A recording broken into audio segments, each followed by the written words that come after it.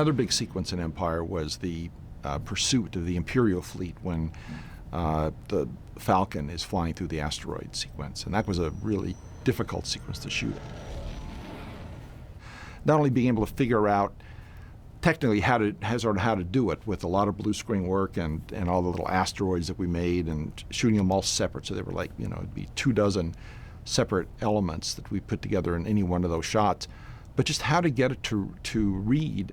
There was no horizon line anywhere, so you couldn't tell the menace if you couldn't tip it off at the beginning, showing danger. Then you cut to another angle, avoidance, another angle, they made it out of there alive.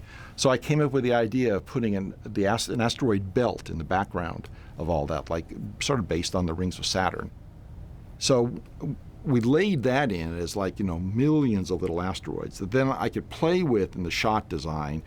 So you could tell I'm looking this way, and that's the horizon line of asteroids, and over here I'm looking that way. And you wouldn't be aware of it consciously, but your subconscious very much picks it up, and you're comfortable because you know right away where you are and you understand what's going to happen. At the end of the asteroid chase, somewhere around that area, I had this idea that the Falcon could fly down and go on its side through a canyon. What it did was, it made you feel very claustrophobic for a while. And my thinking was that when you came out of it, everything would just open up into, a nice widescreen CinemaScope view, which would be kind of neat for the big theater. And we boarded that, and I just don't remember how it originally ended, but that little bit, which meant the Falcon came out and did this big old loop and went into the cave, made that sequence really, I think it just gave us something pretty neat. And plus some more excitement going on there, at the end, and gave us a chance to blow up a couple of TIE ships, as opposed to the Falcon just hiding in a cave, which may have been the way it originally was.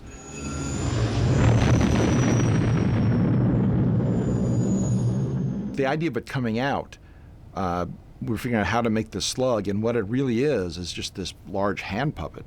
And someone was wearing it, and we had a set that was made probably the size of a couple of ping pong tables put together, and somebody sticking their hand out with this creature out of it and opening the mouth of it, and then matting in the little motion control Falcon, which was in fact a little tiny one we had, and putting that into the shot so it looks like it's a giant creature, but in fact it was not much bigger than your hand. And that was a nice little coda, little cute ending that George had that's similar to the ending in Naboo with the there's always a bigger fish. You never be careful that what's hiding there, because it could always come and bite you.